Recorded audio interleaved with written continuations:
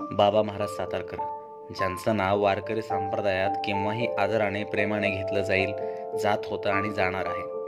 आज आपल्या 89 वर्षाच्या कालखंडामध्ये त्यांनी फक्त आणि फक्त वारकरी संप्रदायाचाच प्रचार केला आणि आज त्यांनी 89व्या वर्षी आपली या इहलोकीची यात्रा संपवली. त्याच बाबा महाराजांबद्दल आज आपण थोडंसं जाणून घेणार आहोत. खरं तर त्यांचं नाव बाबा महाराज नसून त्यांचं मूळ नाव हे निळकंठ ज्ञानेश्वर मोरे असं आहे आणि त्यांचा जन्म 5 फेब्रुवारी 1936 मध्ये साताऱ्यात झाला होता. त्यांच्या घरामध्ये अनेक पिढ्यापासून वारकरी संप्रदायाची सेवा होती आणि वारकरी संप्रदायामध्ये फडकरी परंपरेमध्ये आजही त्यांच्या फडाचं एक प्रमुख फड म्हणून नाव घेतलं जातं, ज्याला सातारकरांचा फड असं म्हणतात. या फडाची मूळ सुरुवात श्री हरिभक्तीपरायण दादा महाराज सातारकर यांनी या फडाची सुरुवात केली होती. हरिविजय, भक्तिविजय या ग्रंथांवरती ते प्रवचन करत होते आणि त्यांनीही आपलं पूर्ण आयुष्य परमार्थासाठी समर्पित केलेलं होतं. त्याच्यानंतर त्यांचे दुसरे सुपुत्र म्हणजे आप्पा महाराज सातारकर यांनी या फडाची परंपरा सांभाळली आणि इसवी सन 1962 साली आप्पा महाराजांचे निधन झाल्यावरती आप्पा महाराजांचे पुतणे म्हणजे निळकंठ म्हणजे आजचे आपले श्री हरिभक्तीपरायण बाबा महाराज सातारकर यांनी या फडाची परंपरा पुढे सांभाळली. 135 वर्षे वारीची परमार्थाची परंपरा बाबा महाराजांच्या घरामध्ये होती आणि बाबा महाराजांनीही ती त्यांच्या आयुष्यामध्ये पुढे नेण्याचं काम केलं होतं. एक वेळेस एका पत्रकाराने त्यांना विचारलं की आता कोरोना तर आहे, वारी तर यावर्षी झालीच नाही, मग तुमची वारी खंडित झाली. तेव्हा बाबा महाराजांनी त्याला उत्तर दिलं होतं की ती वारी माझी नाही खंडित झाली, ती त्या पांडुरंगाची वारी खंडित झाली. असे चोख उत्तर देणारे बाबा महाराज सातारकर यांचे वडील ज्ञानेश्वर महाराज हे उत्कृष्ट पखवाज वादक होते. आई लक्ष्मीबाई गोरे यांनाही परमार्थाची अध्यात्माची खूप आवड होती. बाबा महाराजांनी प्रवचनाचे कीर्तनाचे धडे हे त्यांचे चुलते म्हणजे आप्पा महाराज आणि अण्णा महाराज यांच्याकडून घेतले लहानपणी. पुढे त्यांनी सेमीमधून SSC पर्यंतचे शिक्षण घेतले आणि वयाच्या 8व्या वर्षापासून ते श्री दादा महाराज यांच्या कीर्तनामध्ये चाली सुद्धा म्हणायला लागले होते. नंतर वयाच्या 11व्या वर्षापासून त्यांनी आग्रा घराण्याचे लताफत हुसेन खान साहेब यांच्याकडे शास्त्रीय गायनाचे धडे घेतले आणि आजही वारकऱ्यांच्या घरामध्ये बाबा महाराजांचा हरिपाठ वाजतो म्हणजे वाजतोच.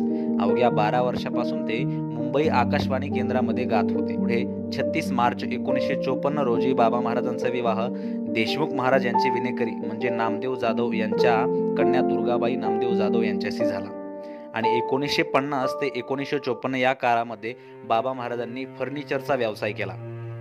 पण पुढे त्यांना वाटू लागलं की आता हा व्यवसाय बंद करून आपलं पूर्ण जीवन हे परमार्थासाठी समर्पित करावं आणि संतांच्या साहित्याचा प्रचार प्रसार करावा.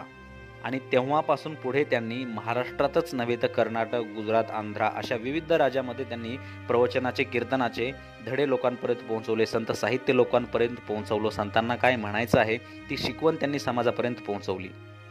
आणि फक्त महाराष्ट्रातच नव्हे तर 1966 साली त्यांनी लंडन, अमेरिका, बोस्टन, ऑर्लँडो अशा विविध देशांमध्ये त्यांनी ज्ञानेश्वरीवरती प्रवचने दिली आणि एक सुंदर मेसेज आजच्या कीर्तनकारांना दिला की महाराष्ट्रातला कीर्तनकार हा फक्त महाराष्ट्रापुरताच मर्यादित नसावा. आणि जवळजवळ 89 वर्षाच्या कालकीर्तीमध्ये त्यांनी 15 लाख लोकांना त्यांनी वारकरी संप्रदायाची दीक्षा दिली. जवळजवळ कितीतरी लोक त्यांनी अगदी निर्व्यसनी बनवले. आणि पुढे 1983 साली त्यांनी जनसेवेसाठी चैतन्य आध्यात्मिक ज्ञान प्रसार संस्थेची स्थापना केली. या संस्थेमार्फत त्यांनी 60 ते 70 हजार भाविकांना विनामूल्य वैद्यकीय सेवा देण्याचे काम केले.